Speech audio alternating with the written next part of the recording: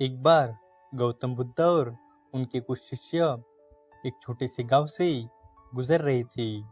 गांव के एक कोने में सड़क किनारे एक भिखारी पड़ा हुआ था।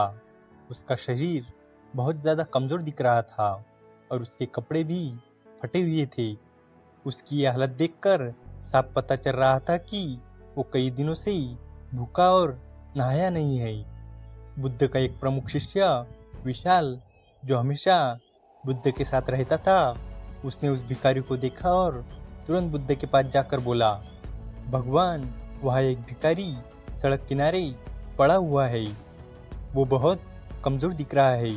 उसकी हालत बहुत ज़्यादा खराब है। मुझे लगता है कि हमें उसे आपकी शिक्षा सुनने का मौका देना चाहिए ताकि वो भी सत्य और धर्म का मार्ग जान सके। विशाल की बात सुनकर बुद्ध ने उसकी ओर देखा और मुस्कुराते हुए कहा, चलो उस भिखारी के पास चलते हैं। बुद्ध और उनके शिष्य उस भिखारी के पास पहुंचे। जब वो वहां पहुंचे तो भिखारी की हालत और भी गंभीर दिख रही थी। उसका शरीर कंकाल की तरह हो गया था और उसकी आंखों में कोई चमक नहीं थी। वो इतनी कमजोर अवस्था में था कि ठीक से बैठ भी नहीं पा रहा था। विशाल ने सोचा कि बुद्ध अब उसे धर्म और सत्य के बारे में उपदेश देंगे ताकि वो अपने जीवन का अर्थ समझ सके। लेकिन बुद्ध ने कुछ और ही सोचा हुआ था। उन्होंने अपने शिष्यों से कहा, पहले इस व्यक्ति के लिए भोजन का इंतजाम करो। शिष्य थोड़े हैरान हुए क्योंकि उन्होंने सोचा था कि बुद्ध उसे उपदेश देंगे। लेकिन बुद्ध ने सबसे पहले उसके भोजन के बारे में पूछा और फिर शिष्य बुद्ध की आज्ञा का पालन करते हुए भिखारी के लिए भोजन लाने चले गए। शिष्य जल्द ही भोजन लेकर आया और भिखारी को खिलाया। भूखा भिखारी तुरंत भोजन खाने लगा, मानो उसने कई दिनों से भोजन नहीं किया हो और अब उसके चेहरे पर भूख के कारण जो पीड़ा थी वो धीरे धीरे खत्म होने लगी। जब उसका पेट भर गया तो उसकी आंखों में थोड़ी चमक नजर आने लगी और उसके चेहरे पर संतोष का भाव प्रकट हुआ।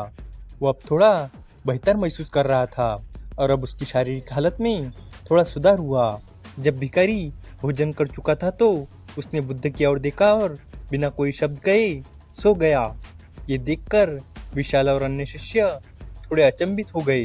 विशाल ने बुद्ध से पूछा, भगवान, हमने सोचा था कि आप उसे सत्य और धर्म का उपदेश देंगे ताकि वो अपने जीवन के कठिनाइयों से मुक्ति पा सके, लेकिन वो तो बिना कुछ सुने ही सो गया।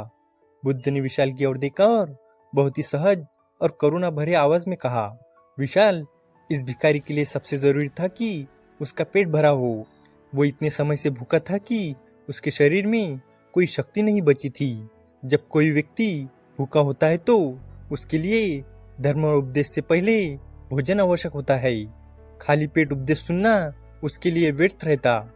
जब उसके शरीर की बुनियादी जरूरत पूरी होंगी तभी वो उपदेश समझने की हालत में होगा।